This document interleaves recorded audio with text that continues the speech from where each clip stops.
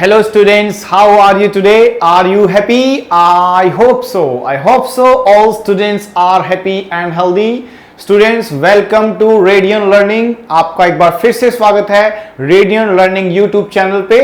और आपने last videos में कुछ देखा होगा, एक दो वीडियोस लास्ट की में हम ट्रांसफॉर्मेशन सीख रहे हैं। और ट्रांसफॉर्मेशन में हमने जो बेसिक्स पढ़ा वो पहले एक्टिव एंड पैसिव का पढ़ा। एक्टिव पैसिव में क्या डिफरेंस होता है वो सीखा हमने, और एक्टिव को पैसिव कैसे चेंज करते हैं ये बातें हमने सीखी। और फिर हमने एक ट्रांसफॉर्मेशन सीखी, नरेशन की, रिपोर्टेड स्पीच की, जिसमें से डायरेक्ट से इनडायरेक्ट बनाने के कुछ रूल्स बनाए हमने, वो आपने सीखा। ये लास्ट की 3 और 4 वीडियोस में आपने देखा होगा, उसमें ऑलमोस्ट बेसिक मैंने कवर किया है। तो अब मैं क्या करने जा रहा हूं, अब आपको 1 बाय 1 मैं प्रैक्टिस सेशन की तरफ लेके आ रहा हूं। और आज की क्लास में आप देखेंगे एक और प्रैक्टिस, वो प्रैक्टिस होगी हमारी आज की क्लास में। ध्यान दें, आज की क्लास में अभिनंदन बैच में हम एक प्रैक्टिस स्टार्ट कर रहे हैं एक्टिव एंड पैसिव वॉइस की। एक्टिव और पैसिव वॉइस जो कि आपने बेसिक रूल पढ़े होंगे, और अब आपका टाइम आ चुका है कि हम क्या करने वाले हैं, प्रैक्टिस करने वाले हैं, क्योंकि practice makes a man perfect. Practice पे बहुत ध्यान देना चाहिए। देखिए, कॉन्सेप्ट अपनी जगह पे है, प्रैक्टिस अपनी जगह पे है। जब तक अच्छे से प्रैक्टिस नहीं होगी ना, तो आपका कभी भी कॉन्फिडेंस बिल्ड नहीं होगा। प्रैक्टिस से ही पता चलता है कि जो आपने पढ़ा था, सीखा था, क्या सच में ही आप वैसा कर पा रहे हो। तो इसीलिए विदाउट वेस्टिंग एनी टाइम बिल्कुल ध्यान से एक एक क्वेश्चन आपको आंसर करना है। आप अपने आंसर को मार्क करते चले जाना। तो हम क्या करने जा रहे हैं, एक्टिव एंड पैसिव की ट्रांसफॉर्मेशन सीखेंगे, यानी प्रैक्टिस के थ्रू कुछ क्वेश्चंस अगर आप अटकेंगे तो मैं उसको बताऊंगा। पहला कोशिश आप करेंगे, आप बनाने की कोशिश कीजिए। ए है, बी है, सी है, जो भी आपको आंसर लगता है, और मैं आपको विद रीजन सॉल्यूशन दूंगा कि उसका क्या सॉल्यूशन हो सकता है और क्या आंसर होगा। तो जब मैं क्वेश्चन दिखाऊंगा तो आप उसका आंसर कर सकते हैं। आप अपने अकॉर्डिंग लीजिए, देखिए, या तो वीडियो को पॉज कीजिए या फटाफट से आंसर कीजिए, और मैं फिर आपको दिखा रहा हूं कि क्या क्या इसके आंसर हो सकते हैं, वो आपको देखने हैं। आप देखिए, तो सबसे first question, very first question हमारे सामने लिखा हुआ है कि ideas are generated by group discussions. तो आप देखो यहां पे आर जनरेटेड लिखा हुआ है, आर जनरेटेड। तो आप जानते होंगे आर जनरेटेड से पता चलता है कि ये एक एक्टिव सेंटेंस है कि पैसिव है। बच्चे कह रहे सर इसमें आपने इजेमार भी लगाया है और वर्ब की कौन सी फॉर्म लिखी हुई है, थर्ड फॉर्म। तो इससे पता चलता है कि ये एक्टिव नहीं, पैसिव सेंटेंस है। ये पैसिव सेंटेंस है। आप देखें कि ये पैसिव सेंटेंस है, तो मुझे इसको एक्टिव में चेंज करना है। आप देखो, इजेमार प्लस थर्ड फॉर्म कौन से टेंस में यूज करते थे, आप कहोगे सर ये तो हम करते थे प्रेजेंट इंडेफिनिट। तो बस आपको प्रेजेंट इंडेफिनिट का रूल पता होना चाहिए कि प्रेजेंट इंडेफिनिट का रूल क्या होगा। तो देखो जरा, आप ऐसे भी देख सकते हो कि यहां इजेमार लिखा हुआ है, क्योंकि थर्ड फॉर्म से कोई आइडिया नहीं मिलता कि प्रेजेंट है कि पास्ट है कि फ्यूचर है। हाँ, इजेमार से आइडिया मिलता है प्रेजेंट का, और प्रेजेंट का मतलब मत भूलना फर्स्ट फॉर्म होती है। तो जहां फर्स्ट फॉर्म दिखाई देगा वही हमारा आंसर होगा। देखो, ग्रुप डिस्कशंस में क्या लिखा हुआ है, जनरेटेड। जनरेटेड पास्ट फॉर्म होती है, इसीलिए गलत हो जाएगा। फिर आप देखेंगे ग्रुप डिस्कशन जनरेट, ये आंसर हो सकता है, मतलब ठीक लगा रहा हूं, हो सकता है, ऐसा नहीं कि यही होगा, वो देख लेंगे। और ऑप्शन में भी ग्रुप डिस्कशंस हैव लिखा है और साथ में जनरेटेड लिखा है, तो ये तो प्रेजेंट परफेक्ट टेंस का रूल हो गया, गलत माना जाएगा। फिर आएगा ग्रुप डिस्कशंस जनरेट्स आइडियाज, ये भी हो सकता है। तो देखा जाए तो दो फॉर्म यहां पे लिखा हुआ है आपके लिए जनरेट, और यहां पे आपके लिए लिखा हुआ है जनरेट। तो इनमें से कोई एक आंसर होना चाहिए।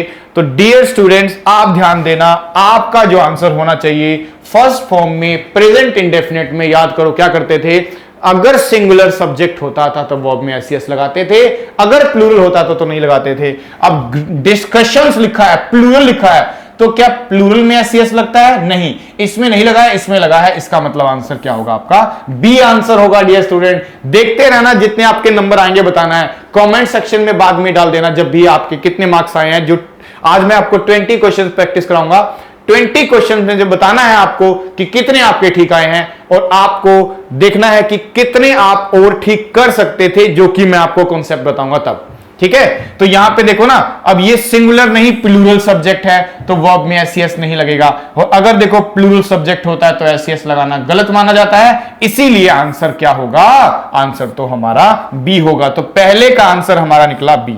फिर देखिए आगे देखते हैं और क्या हो सकता है आंसर। नेक्स्ट देखते हैं क्वेश्चन, उसका क्या आंसर होगा। देखिए, they found her guilty of theft. तो देखो ना, यहां पे आप सबसे पहले चेक क्या करा करो, अपनी वर्ब, और ये वर्ब की कौन सी फॉर्म है जरा बता दो आप, वर्ब की सेकंड फॉर्म। अब बच्चे कह रहे सर हमें तो वर्ब को पहचानना नहीं आता। देखो ध्यान से, अगर आपको कभी भी ऐसा डाउट है ना कि वर्ब नहीं पहचान पा रहे हो, तो आप हमेशा ध्यान रखना कि वर्ब की फर्स्ट फॉर्म, वर्ब की सेकंड फॉर्म, वर्ब की थर्ड फॉर्म, और एक वर्ब की कौन सी फॉर्म लिखी जाती है, आईएनजी फॉर्म। यानी वर्ब की कुछ फॉर्म्स होती है, आपको वो ध्यान देनी चाहिए कि वर्ब्स की फॉर्म्स के अकॉर्डिंग चलना होता है। तो देखो ना, फर्स्ट फॉर्म में ही कभी कभी आप लोग क्या यूज कर लेते थे, एस या फिर ईएस सिंगुलर सब्जेक्ट के साथ। अब ध्यान दे कि फर्स्ट फॉर्म से पहले कोई हेल्पिंग वर्ब नहीं, सेकंड फॉर्म से पहले कोई हेल्पिंग वर्ब नहीं, लेकिन थर्ड फॉर्म से पहले आपको कोई ना कोई एक हेल्पिंग वर्ब दिखाई देगी, चाहे वो इज़-एम-आर हो, चाहे वो हैज़-हैव हो, चाहे वो हैड हो, पर आएगी जरूर। ये कंफर्म है कि थर्ड फॉर्म से पहले क्या आता है, हेल्पिंग वर्ब। ऐसे ही आईएनजी अलग से पहचाना जाता है, लेकिन फिर भी ध्यान रखना आईएनजी से पहले भी कोई ना कोई एचवी यानी हेल्पिंग वर्ब जरूर जरूर जरूर दिखाई देगी, तभी वो टेंस बनता है। तो देखा जाए पहली दो फॉर्म्स में कोई हेल्पिंग वर्ब नहीं होती, लास्ट की दो फॉर्म में हेल्पिंग वर्ब होती है। अब जरा बताओ, क्या फाउंड से पहले कोई हेल्पिंग वर्ब लिखी है? बच्चे कह रहे नहीं, तभी तो ये सेकंड फॉर्म है। अगर होता दे हैव फाउंड तो वही हमारी कौन सी बन जाती, थर्ड फॉर्म बन जाती। क्योंकि जब हम वर्ब्स को याद करते हैं ना, प्ले, प्लेड, प्लेड, प्लेड ही सेकंड फॉर्म है, प्लेड ही थर्ड फॉर्म है। तो अगर हेल्पिंग वर्ब लिखी है तो थर्ड, नहीं लिखी है तो सेकंड फॉर्म। और फर्स्ट फॉर्म को तो वैसे भी पहचान सकते हैं आप लोग, याद करो ना एसईएस वाला रूल। गोज लिखते हो, कम्स लिखते हो तो एस किसी और वर्ब में लगता ही नहीं है, फर्स्ट फॉर्म में ही लगता है। बाकी कुछ कॉमन सेंस से देख लेते हैं।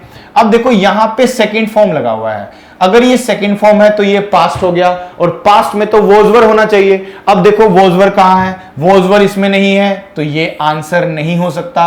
वोजवर इसमें है, ये आंसर हो सकता है। फिर देखो हैड, हैड क्या वोजवर है? जी नहीं है, गलत हो गया। फिर देखो यहां लिखा है इज पास्ट होता है क्या? जी नहीं, ये भी गलत हो गया। तो एक ही आंसर बच गया, इसका मतलब यही आंसर है। बाकी चीजें चेक ही नहीं करनी है आपको भाई, पहले रूल को ही तो देख लो, क्या पता रूल के अकॉर्डिंग आंसर बन जाए।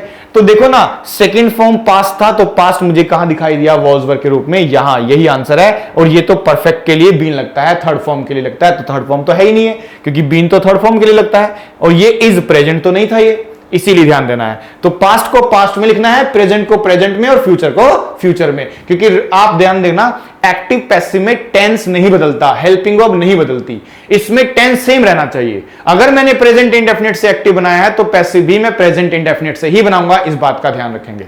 आगे देखिए, they shifted the venue of the conference. अब देखो यहां लिखा है शिफ्टेड।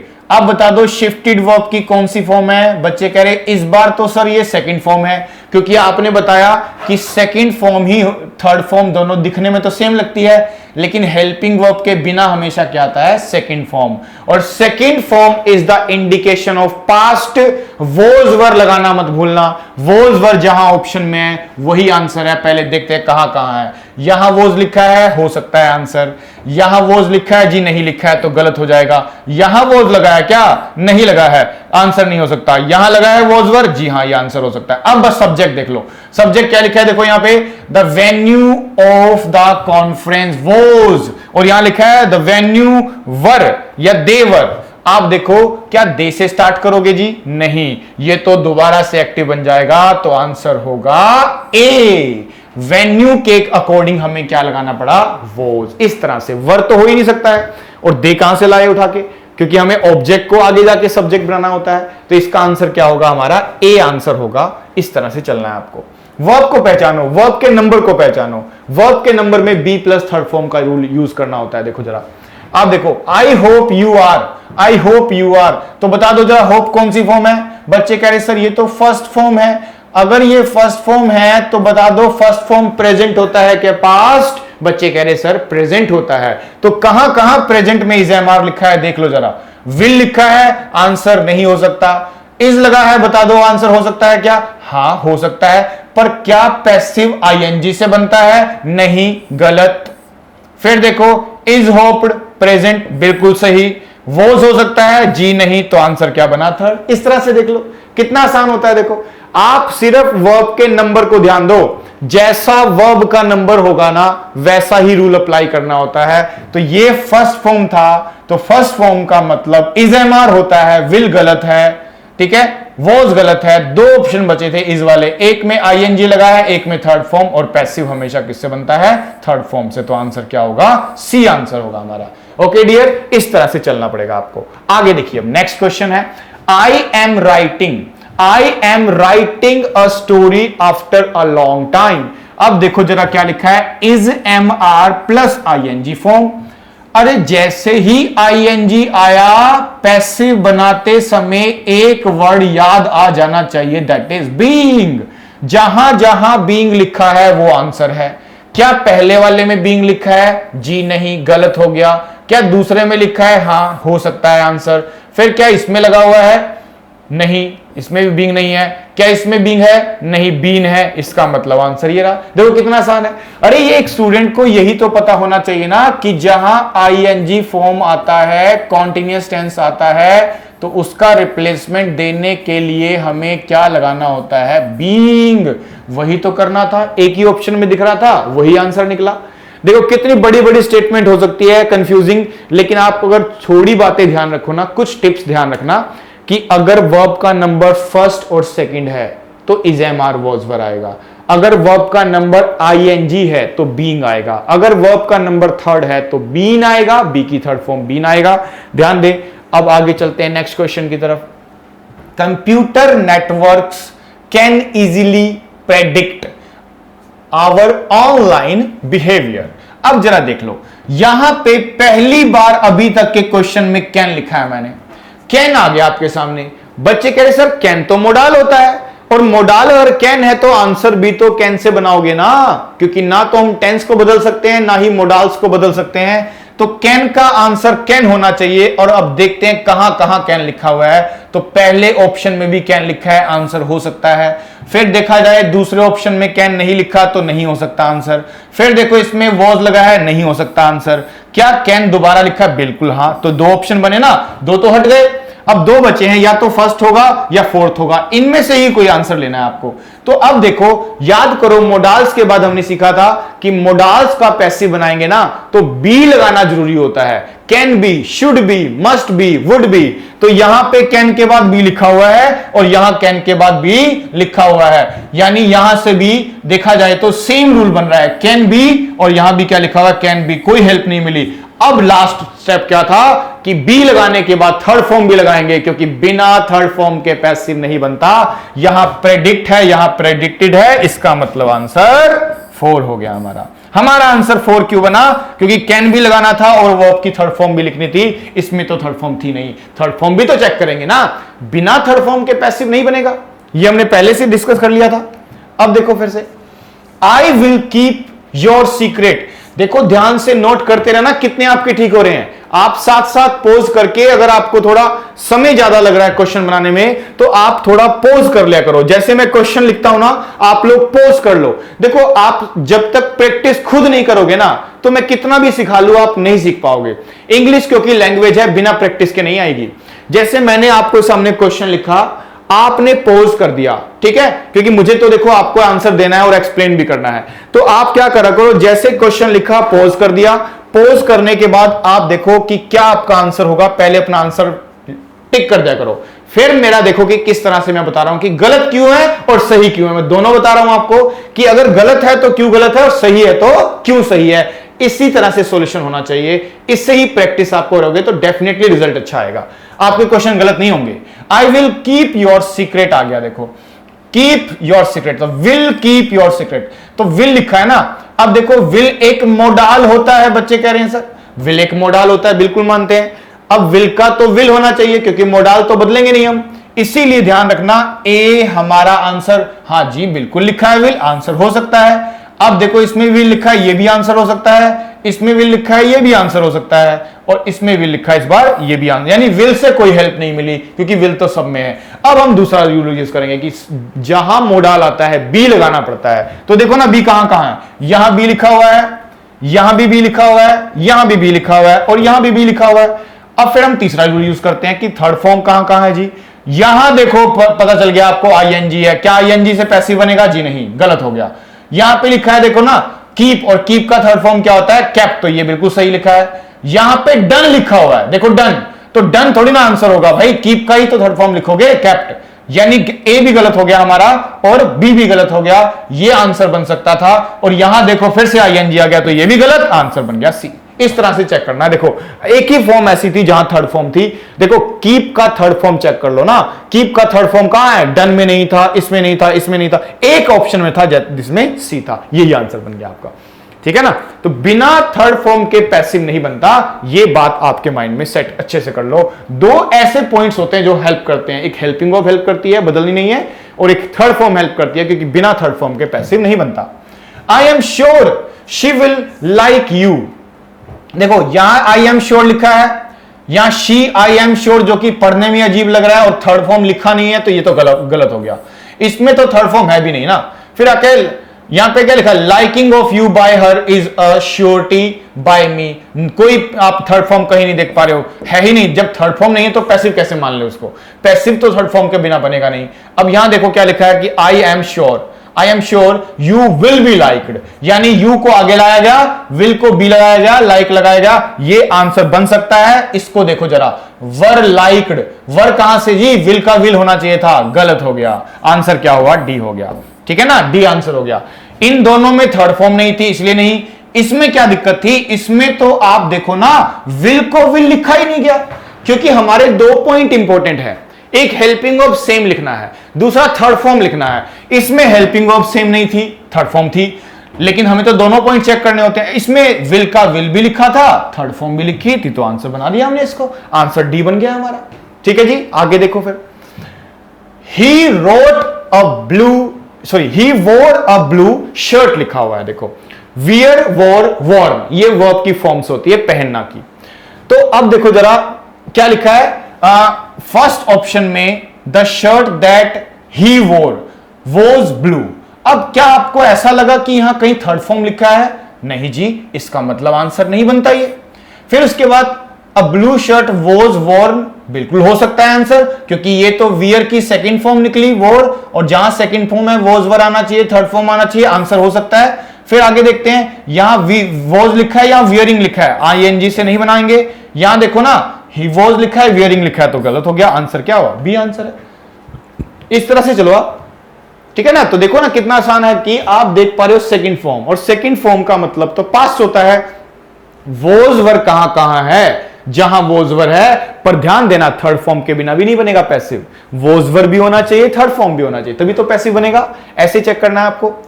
आगे देखिए, तो ये सारे के सारे एजुकेटर्स आपके ध्यान से, सभी की क्लासेस आप सबको अच्छे से जान चुके होंगे, सबकी क्लासेस अच्छे से देखो। देखो हर एक सब्जेक्ट इंपॉर्टेंट होता है। देखो कभी कभी ना एक स्टूडेंट को एडिक्शन भी हो जाता है, आपने देखा होगा एडिक्शन कई तरह के होते हैं, बहुत अलग अलग तरह के एडिक्शन होते हैं, स्टूडेंट्स को एडिक्शन बहुत तरह के होते हैं। आप सोचो जब क्लास स्टार्ट करते थे तो एडिक्शन कैसे हो जाता था, हमें एक तरह से किसी के साथ फ्रेंडशिप हो गई है, हम उसके साथ घुलना मिलना शुरू कर देते हैं, उससे बातचीत करते हैं, तो हमारा उनसे एडिक्शन हो जाता है, यानी एक तरह से हैबिचुअल हो जाते हैं हम उस चीज के, हमारा पढ़ाई से ध्यान भटक गया है, हमारा टारगेट दूर हो जाता है हमसे। एक एडिक्शन एक होता है जो स्टूडेंट्स क्या करते हैं, बाहर जाके कुछ उल्टे फुल्टे काम करते हैं, स्मोकिंग कर लिया, ये कर लिया, वो कर लिया, उल्टे फुल्टे काम, उनका टारगेट भटक जाता है। लेकिन एक ऐसा एडिक्शन होता है जो बिल्कुल पॉजिटिव होता है, हालांकि आपके हिसाब से वो पॉजिटिव है, लेकिन वो भी आपका एग्जाम क्रैक नहीं होने देगा स्टूडेंट्स। वो होता है किसी खास पर्टिकुलर सब्जेक्ट का एडिक्शन हो जाता है बच्चे को। मान लो आपका मैथ्स अच्छा था स्कूलिंग टाइम में, कॉलेज टाइम में, तो आप लोग क्या करोगे, मैथ्स की ही क्लास लेते रहोगे। जब आपने देखा इंग्लिश का आपको अच्छा लगता था, इंटरेस्टिंग सब्जेक्ट आपका इंग्लिश था, बहुत इंटरेस्ट से पढ़ते थे आप, तो आप सिर्फ इंग्लिश पढ़ोगे। किसी को जीके पढ़ने में जाता है, देखा होगा आपने कई स्टूडेंट ऐसे होते हैं जो सिर्फ जीके की बुक पढ़ते रहते हैं, वो जीके याद करते रहते हैं। और कुछ बच्चे ऐसे भी हो सकते हैं जो साइंस को अच्छे से पढ़ते हों, रीजनिंग को बहुत ध्यान से पढ़ते हों और वो सारा टाइम उस पर लगा रहे हैं। तो ये गलत है, आप ध्यान देना। आपको बैलेंस करके पढ़ना है सब कुछ। जब तक बैलेंस नहीं पढ़ोगे ना, हर एक सब्जेक्ट अपनी इंपॉर्टेंस रखता है। आपको एक पर्टिकुलर सब्जेक्ट पे ज्यादा मेहनत नहीं करनी है, आपको सबको बैलेंस करके चलना पड़ेगा, तब जाके आपका एग्जाम क्रैक होता है। तो इसीलिए एक सिंगल सब्जेक्ट का एडिक्शन नहीं होना चाहिए। तो मैं कह रहा हूं सारे टीचर्स जितने भी है ना आपके, चाहे वो साइंस का हो गया, रीजनिंग हो गया, इंग्लिश हो गया, जीके जीएस हो गया, सब पढ़ो ध्यान से, सारी क्लासेस को ध्यान से देखो, टाइम टेबल बना लो। आप एक एक जो भी 1 घंटे की आपकी रिकॉर्डिंग दिख रही है, 40 मिनट की, 45 मिनट की, आपको देखनी ही है, वो उसको ध्यान से पढ़ो। एक पे फोकस मत करो। अगर एक पे फोकस करोगे तो एग्जाम, देखो हो सकता है आपको क्या होगा, आपको सब्जेक्ट की जानकारी मिल जाएगी, नॉलेज हो जाएगी, लेकिन हमें तो एग्जाम क्रैक करना है ना। एग्जाम तो क्रैक तभी होगा ना जब आपके सामने जो क्वेश्चन 100 दिख रहे हैं आपको प्री में, वो सारे आपके ठीक होंगे। आपको ज्यादातर क्वेश्चन ठीक करने पड़ेंगे, तब जाके आपका, और वो सब में से आएगा मिक्स होके। ठीक है जी स्टूडेंट, तो इस बात का विशेष ध्यान रखें। तो सभी के लेक्चर्स ध्यान से देखो आप। फिर आगे आता है, देखो next question, 10th question, did they pay the clerks their salary on the first day of the month. अब जरा देखो, हम सबसे पहला टारगेट कहां, देखो इस बार क्या है, सारे क्वेश्चंस हैं। अगर मैं आपके सामने इंटेरोगेटिव सेंटेंस लिखूं ना, तो आप शायद जानते होंगे कि इंटेरोगेटिव जब भी आपके सामने आएगा तो केवल एक ही तरह का आएगा, ऐसा जरूरी नहीं है।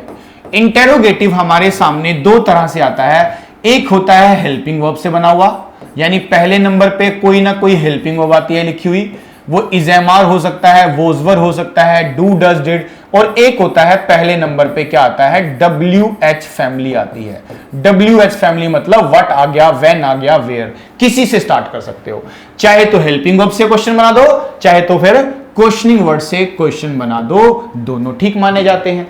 और जैसा क्वेश्चन आप एक्टिव में बनाते हो वैसा ही पैसिव में होना चाहिए। ऐसा नहीं कि ऊपर हेल्पिंग वर्ब से था, नीचे हेल्पिंग वर्ब का नहीं बनाया। ऊपर आपका WH फैमिली का है तो नीचे भी WH फैमिली। वर्ड नहीं बदलते WH फैमिली के। व्हाट है तो व्हाट लिखोगे, व्हेन है तो व्हेन लिखोगे, वाई है तो वाई लिखोगे, सिर्फ 2 वर्ड को छोड़ के, हु का हुम और हुम का हु, ये दोनों वर्ड ही चेंज होते हैं बस। ठीक है ना। अब जरा देख लो, अब देखो यहां डिड लगा है, तो क्या आपको मेरा वो बेसिक टेंस जो सिखाया था एक्टिव पैसिव के रूल, तो क्या नहीं बताया था कि डू डज डिड को एक्टिव में लिख सकते हैं, पैसिव में नहीं लिखते हैं, है ना। तो इसका मतलब जहां डिड को रिपीट किया गया वो आंसर नहीं हो सकता। तो देखो पहला ही डिड लिखा है तो गलत हो गया आंसर, ये तो हो ही नहीं सकता। तो जहां डिड था वो तो गलत हो गया। फिर उसके बाद देखो यहां ING लगा हुआ, बीइंग लगा हुआ है, तो क्या ING कहीं पे लिखा हुआ है, जी नहीं, तो बीइंग कैसे आ गया, ये भी गलत हो गया। आप ना ऑप्शंस को हटाते चले जाओ, रिमूव करते चले जाओ जो नहीं हो सकता आपका। अब एक में लिखा है क्लर्क्स के साथ वर, एक में लिखा है क्लर्क्स के साथ वॉज, तो बताओ क्लर्क के साथ वॉज होगा कि वर होगा, बच्चे करे वर होगा, तो यही आंसर है। अरे इतना कहां सोचना है, कभी कभी इतना आसान क्वेश्चन हो जाता है। देखो कितना बड़ा सेंटेंस लग रहा है, ये कितना टिपिकल लग रहा है पढ़ने में। कुछ बेसिक जानकारी होनी चाहिए, क्वेश्चन गलत नहीं होगा आपसे। भाई आपको पहले सिखाया गया है बेसिक के अंदर कि डू डज डिड को आंसर में नहीं लिखना, हट गया ये। आप किसने सिखा दिया कि ING के बिना बीइंग लगा दोगे, नहीं आ सकता ना, खट गया। अब बताओ क्लर्क्स के साथ वर आएगा कि वो जाएगा, बच्चे कह रहे सर क्लर्क्स ज्यादा है और ज्यादा है तो वर आना चाहिए, बन गया आंसर। ऐसे देखना है आंसर आपको।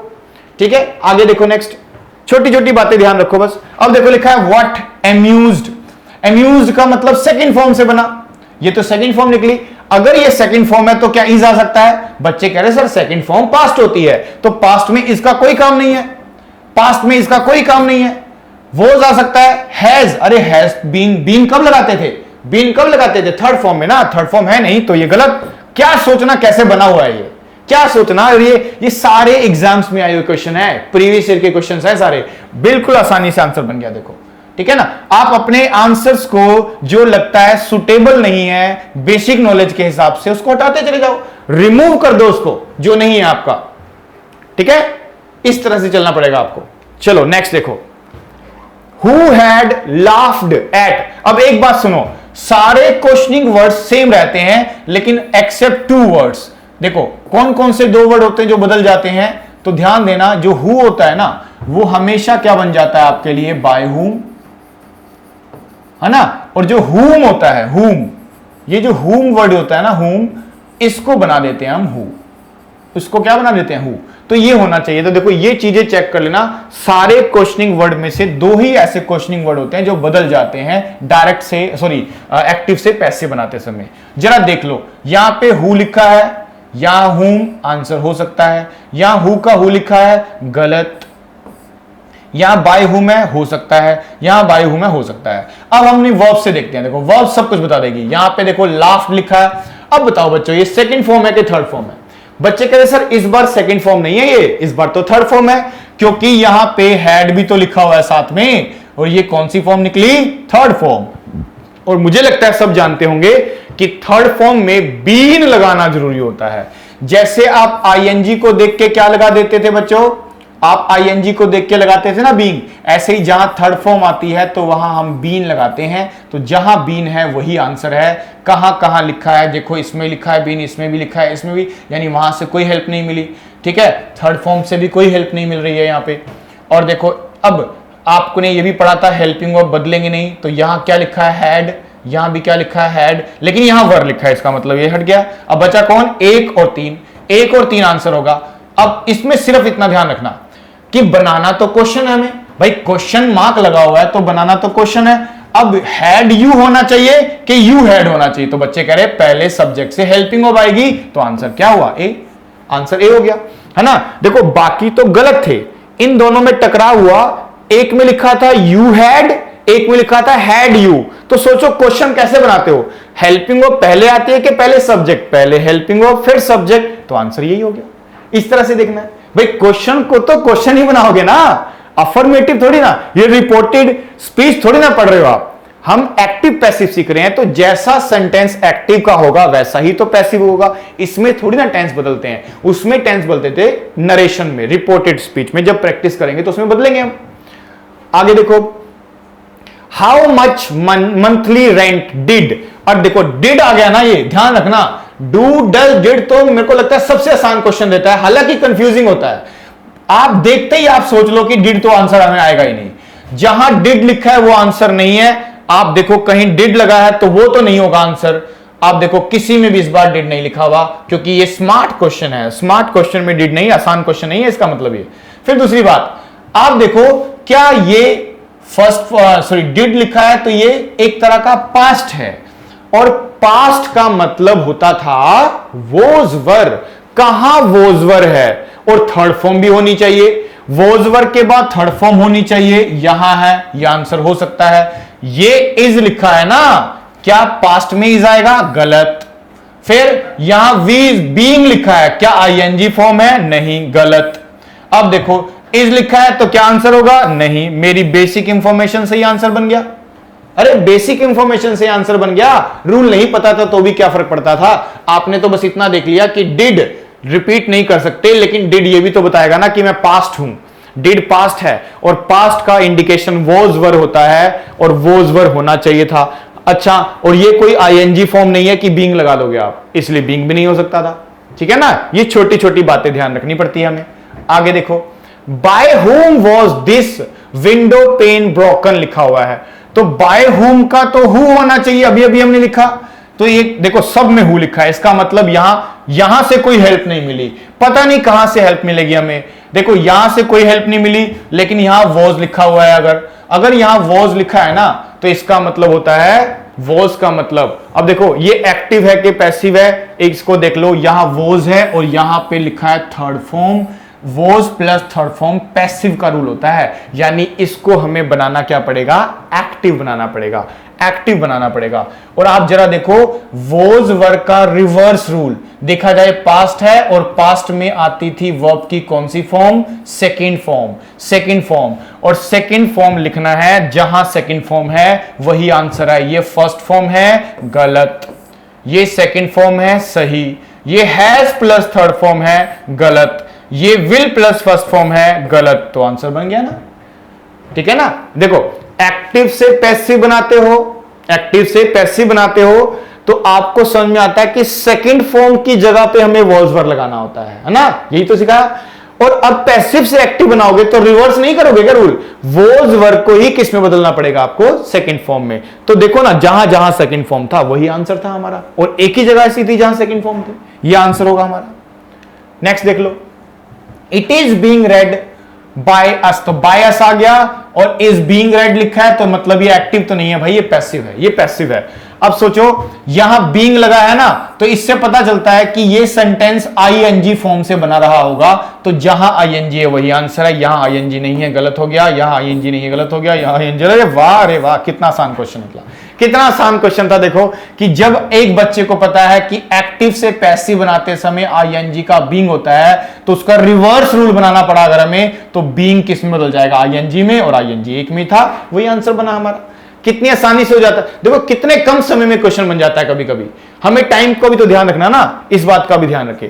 देखो द थीफ आगे लिखा हुआ आपके सामने, the thief was being arrested by the police, इस तरह से लिखा हुआ है, the thief was being arrested. तो ये पैसिव है कि एक्टिव, बच्चे करें, इस बार फिर से पैसिव है, क्योंकि आप देखो यहां बीइंग प्लस थर्ड फॉर्म लिखा है, लेकिन इस बीइंग ने फिर से हमें एक बात बता दी कि आप जो भी सेंटेंस बनाने जा रहे हैं वो कौन सा होना चाहिए, आईएनजी। तो क्या इसमें आईएनजी लिखा है, हां हो सकता है आंसर। क्या इसमें आईएनजी लगा है, नहीं, नहीं हो सकता आंसर। क्या इसमें आईएनजी लगा है, नहीं, नहीं हो सकता आंसर। क्या इसमें आईएनजी है, जी नहीं, ये भी आंसर नहीं, तो आंसर बच गया ना इस तरह से। अरे इस तरह से बनाओगे तो गलत हो ही नहीं सकता आपका। अरे वर्ब ही बता देती है पैसिव क्या होना चाहिए, कहां इतने सारे रूल्स पढ़ने की जरूरत है, ठीक है ना। ज्यादा रूल्स नहीं पढ़ने हैं, जो छोटी छोटी बेसिक बातें बताई जाती है उन्हीं पे ध्यान देना है आप सबको, उन्हीं पे ध्यान दो आप। आगे देखो next, please take these students round the biscuit factory. अब जरा देखो, इसमें एक बात समझ में आई कि इस बार ना प्लीज टेक से स्टार्ट हुआ है। टेक वर्ब की कौन सी फॉर्म होती है, फर्स्ट फॉर्म। और अगर आपने बेसिक ऑफ टेंस पढ़ा था ना प्रेजेंट इंडेफिनिट में, तो आपको यह सिखाया भी गया था कि ओनली इंपेरेटिव सेंटेंस ऐसा सेंटेंस होता है जिसकी शुरुआत फर्स्ट फॉर्म से होती है। यानी ऐसा दुनिया का कोई भी सेंटेंस जो फर्स्ट फॉर्म से शुरू होता है वो इंपेरेटिव होता है। तो कहीं ना कहीं ये इंपेरेटिव बना हुआ है और इंपेरेटिव के अकॉर्डिंग ही आंसर देना होगा। तो इंपेरेटिव का आंसर कैसे कैसे दिया जा सकता है उसको देखेंगे। अब जब देखो, जो चीज गलत है सो गलत है। अब पैसिव में भाई आईएनजी तो नहीं लगा सकते आप, गलत हो जाएगा। पैसिव में तो आईएनजी नहीं लगाना चाहिए, ये गलत हो गया। अब यहां पे यू आर रिक्वेस्टेड लिखा हुआ है, टू टेक, हो सकता है आंसर हो जाइए। जो हमें लगता है आंसर वो देख लेते हैं भाई। आंसर फर्स्ट फॉर्म में is am are plus third form तो लगा सकते हो ना आप। फर्स्ट फॉर्म का मतलब क्या होता है, प्रेजेंट। इज एम आर आ गया, थर्ड फॉर्म आ गई। अब इसको देखो, लेट दीज स्टूडेंट्स टू।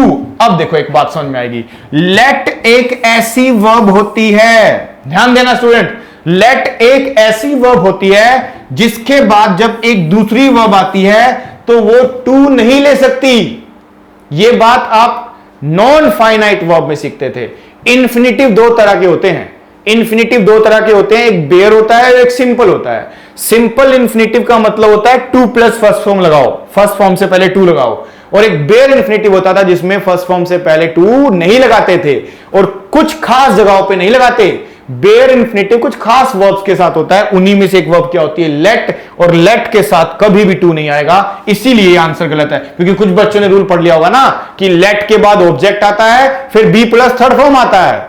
जी बिल्कुल सही है, तभी तो रूल लिखा होता है let object be plus third form, to नहीं लिखा होता उसमें, क्योंकि लेट अलाउ ही नहीं करता टू लगाएं। लेट के साथ कभी भी टू प्लस फर्स्ट फॉर्म नहीं आएगा, आएगा तो केवल फर्स्ट फॉर्म आएगा, टू नहीं। ये सिंपल इन्फिनिटिव है, ये बेयर इन्फिनिटिव है, तो बेयर इन्फिनिटिव बनना चाहिए आंसर, यानी ये गलत है, ये नहीं हो सकता आंसर, ये गलत माना जाएगा। इसको देखो, मस्ट कहां से आ गया जी, कोई सेंस नहीं देता, छोड़ो ना, यही आंसर है। देखो ना, फर्स्ट फॉर्म में इज एम आर लगा दिया, थर्ड फॉर्म आ गई, बन गया सेंटेंस, ठीक है ना। और प्लीज को प्लीज तो नहीं लिख सकते आप, क्योंकि अगर प्लीज लिखूंगा तो सुपरफ्लोज बन जाएगा, अननेसेसरी वर्ड। आगे देखो, let us have some fun. अब देखो फिर से लेट से क्वेश्चन आ गया। अब देखो मैं बता रहा था ना, लेट के साथ जो वर्ब आती है ना वो फर्स्ट फॉर्म की होती है, उसमें टू नहीं होता। देखो नहीं लगा हुआ है, इसका मतलब सेंटेंस सही बना हुआ है। अब ये इसका पैसिव सोचना है आपको, एक्टिव लिखा है तो पैसिव सोचना है इसका। Let us have some fun, हम लोगों को कुछ क्या करना चाहिए, फन करना चाहिए। देखा जाए तो सजेशन है एक तरह का कि हम लोगों को क्या करना चाहिए, कुछ हम लोगों को क्या करना चाहिए, कुछ फन करना चाहिए। अब क्या चीजें हैं, देखो पैसिव में थर्ड फॉर्म चाहिए हमें, तो इट इज सजेस्टेड लिखा हुआ है, ठीक है ना। तो हो सकता है ये आंसर बन जाए देखो इसमें वो सजेस्टेड, तो पास्ट नहीं चाहिए भाई, पास्ट नहीं चाहिए। फर्स्ट फॉर्म का बनाना है ना, लेट फर्स्ट फॉर्म होती है, तो पास्ट का नहीं बनेगा, तो गलत हो गया वो। यहां भी सजेस्टेड है, यहां भी सजेस्टेड है, यानी तीनों में से आंसर बन सकता है। तीनों में दैट लगा हुआ है, तीनों में भी लगा हुआ है, तीनों में। अब देखो यहां मोडाल्स, हर वर्ड काम करता है अपना। मोडाल के बाद आने वाली फॉर्म सेकंड होती है कि फर्स्ट फॉर्म होती है? अपने दिल पर हाथ रख के बताओ ये बात। क्या आपको नहीं बताया गया? आप दिल पर हाथ रख के बताओ, क्या मोडाल के बाद कौन सी फॉर्म होती है? बच्चे कह रहे सर फर्स्ट फॉर्म होती है। अरे फर्स्ट फॉर्म तो होती है, लेकिन साथ साथ आपको यह भी तो बताया गया था कि मोडाल के बाद फर्स्ट फॉर्म जो होगी ना, उसके साथ साथ वो स्ट्रॉन्ग भी होनी चाहिए। दो ऐसी वर्ब होती है जो वीक और स्ट्रॉन्ग हो सकती है। एक याद करो, be is am are, first form, तो बी लिखना चाहिए। हैज और हैव में से हैव स्ट्रॉन्ग होता है, तो हैव लगाना चाहिए। क्या हैड आ सकता है सेकंड फॉर्म? ये तो पूरी तरह से गलत है, गलत है। फिर देखो अब शुड के बाद हैव आएगा कि शुड के बाद हैज आएगा? बच्चे कह रहे सर हैव आना चाहिए क्योंकि स्ट्रॉन्ग फॉर्म है, और स्ट्रॉन्ग फॉर्म है तो यही आंसर होगा। ये गलत हो जाएगा। गलती क्यों करते हो आप लोग? फर्स्ट फॉर्म लगाओ। देखो ना कहां से हेल्प मिल गई हमें, मोडाल के बाद फर्स्ट फॉर्म आनी चाहिए। तो हर चीज इंपॉर्टेंट है, जो बातें बताई जाती हैं एक एक वर्ड की इंपॉर्टेंस होती है। ध्यान से पूरा लेक्चर देखा करो, इसलिए मैं आपको बोलता हूं एक एक वर्ड की इंपॉर्टेंस होती है। पता नहीं कौन सा वर्ड जो मेरे माउथ से निकलेगा वो काम का आ जाएगा। देखो क्वेश्चन में काम आ गया, और एग्जाम में आए हुए सब क्वेश्चन पढ़ रहे हैं हम, इसी तरह के क्वेश्चन आपके एग्जाम में आएंगे। देख लो जरा, switch off the television, switch off the television, switch verb की फर्स्ट फॉर्म हो गई, ठीक है ना। अब अगर फर्स्ट फॉर्म है तो मुझे पता है क्या करना है भाई। फर्स्ट फॉर्म में कैन कहां से लेके आओगे जी? मोडाल थोड़ी ना है। मे कहां से लेके आओगे जी? मोडाल थोड़ी ना करना है। अब लेट का रूल आप समझो। इंपेरेटिव सेंटेंस का रूल होता है कि लेट लगाओ प्लस ऑब्जेक्ट लिख दो, फिर आप बी लगाओ और फिर वर्ब की थर्ड फॉर्म लगा दो। इस तरह का रूल होता है इंपेरेटिव का। और आप देख पाओगे कि एक में बीइंग लगा हुआ है। अरे बीइंग लिखने की किसने कहा था? आईएनजी थोड़ी ना है ये, है ना। रूल नहीं पता ना जिसको, उसका भी क्वेश्चन सही हो सकता है अगर उसने थोड़ा बेसिक ध्यान से पढ़ लिया। जो बताया गया था आपको कि फर्स्ट फॉर्म क्या होता है जी? प्रेजेंट। क्या कैन लिखोगे? मोडाल तो नहीं था। क्या मे लिखोगे? मोडाल तो नहीं था। दो बचे। अरे दो में से ही तो टकराव हुआ। अब दो में से रूल नहीं पता किसी बच्चे को ये, लेकिन इतना तो पता है ना कि जहां आईएनजी है वहां बीइंग आएगा, तो इसको भी काटो। बचा कौन? Third, let the television be switch off. बन गया सेंटेंस। ऐसे बनाना है आपको सेंटेंसेस सारे, ठीक है। चलो लास्ट क्वेश्चन है, और लास्ट क्वेश्चन है थोड़ा कंफ्यूजिंग भी है क्योंकि कुछ चीजें हैं जो आपको थोड़ा सा कंफ्यूज करती है कभी कभी। जरा देख लो आप इस सेंटेंस को पढ़ के और बताओ क्या आंसर होना चाहिए इसका। ध्यान से, चैलेंजिंग क्वेश्चन है सबका ये सबसे ज्यादा चैलेंजिंग क्वेश्चन है इस क्लास का, क्योंकि मुझे पता है आप लोग इसमें क्या करने वाले हो, लेकिन हो सकता है जैसा दिख रहा हो आंसर वैसा ना हो, है ना। इसीलिए ध्यान देना। अब बच्चे कह रहे सर हमें तो एक बात समझ में आती है, क्योंकि आपने बताया है आईएनजी फॉर्म, और आपने बोला हुआ है जहां आईएनजी आया तो बीइंग लगाना, तो बीइंग इसके अंदर भी है। अरे इसमें तो नहीं है, अरे इसमें तो है, यानी दोनों आंसर होने चाहिए क्या? और खुशी की बात है दोनों आंसर नहीं हो सकते। बच्चे कह रहे सर क्यों? क्योंकि आईएनजी में तो बीइंग लगता था, लगेगा और लगता है। सुन लेना ध्यान से, पहले भी लगता था, आज भी लगता है, आगे भी लगेगा। जहां आईएनजी फॉर्म आएगी वहां बीइंग लगेगा, लेकिन आईएनजी का अपना मतलब तो होना चाहिए भाई। गोइंग का मतलब क्या होता है? जाना। क्या इस गोइंग का मतलब जाना है? होता है तो बता दो आप। नहीं ना, इसका मतलब होता है नियरेस्ट फ्यूचर। ध्यान से सुन लो इस बात को। इसका मतलब क्या होता है? Nearest future. जब कोई ऐसी घटना है जो होने वाली है, कभी कभी ना इस गोइंग की जगह हम क्या लिख देते हैं? अबाउट।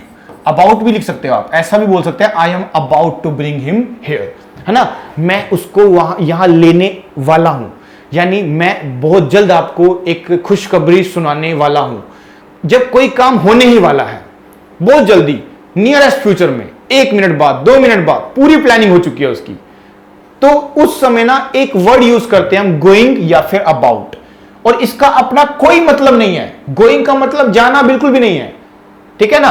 अगर वो बोल रहा है कि I am going to bring him, उस समय नहीं जा रहा है उसको लेने के लिए। जैसे मैं आपको बोलूं मैं अपना इंट्रोडक्शन देने जा रहा हूं, I am going to introduce myself, तो क्या गोइंग का मतलब जाना है? मैं कहीं जा थोड़ी रहा हूं, मैं बोल रहा हूं कि मैं आपको इंट्रोडक्शन देने वाला हूं।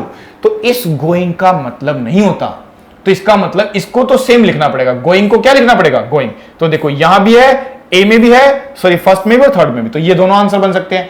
अब पैसिव तो बना नहीं, क्योंकि बिना थर्ड फॉर्म के किसने कहा पैसिव बन जाएगा? जहां थर्ड फॉर्म है वही आंसर है। यहां देखो लिखा है बोट, यहां लिखा है ब्रिंग, तो आंसर क्या होगा? थर्ड आंसर बन गया हमारा। कैसे बना है, क्यों बना है, कब बना है, हमें क्या मतलब है? आंसर बनना चाहिए। थोड़ा स्मार्ट बनो, शॉर्टकट लिखो, शॉर्टकट का यूज करो। एक ऐसा ऑप्शन कि कैसे हम बाकी ऑप्शनों को गलत साबित कर सकते हैं। आप देखो इन दोनों को जो हमारे पहले गलत हुए, गोइंग वाला और साथ में हमारा ये वाला, इसमें गोइंग का गोइंग लिखा हुआ है, इसमें गोइंग का गोइंग लिखा हुआ है ना, तो गोइंग का गोइंग तो लिखना पड़ेगा ना, क्योंकि वो नियरेस्ट फ्यूचर दिखाना है। भाई एक में टू ब्रिंग लिखा है, एक में टू बी ब्रोट लिखा है, तो पैसिव तो थर्ड फॉर्म से ही बनता है, इसीलिए आंसर क्या होगा? थर्ड होगा। इस तरह से चलना है, ठीक है डियर स्टूडेंट। तो ये था, तो आज की क्लास में मैंने 20 क्वेश्चंस आपको कराए हैं। अब आपने ये काम जरूर करना है कि जितने आपके ठीक थे ना, एक बार अगर आपको वीडियोस अच्छी लगती है ना, तो कमेंट सेक्शन में जरूर डाल देना कि 20 में से कितने मार्क्स आपके आए हैं, ठीक है? अगर ऐसा करेंगे तभी हमें लगेगा कि आप लोग पढ़ रहे हो, ठीक है? तो आज हमने प्रैक्टिस किसकी कर ली है? चेंज ऑफ वॉइस की, और आपने देखा इंपॉर्टेंट 20 क्वेश्चन। इसी तरह से हम प्रैक्टिस करते रहेंगे, टॉपिक बाय टॉपिक में आपके लिए प्रैक्टिस लेके आता रहूंगा, ताकि प्रैक्टिस भी साथ साथ करते रहो। मत भूलो, practice makes a man perfect. Okay dear students, तो ध्यान से पढ़ते रहिए, सारी क्लासेस को ध्यान से लीजिए, और इस तरह से आज इतना ही करेंगे। फिर मिलते हैं नेक्स्ट वीडियो में। Till then good bye.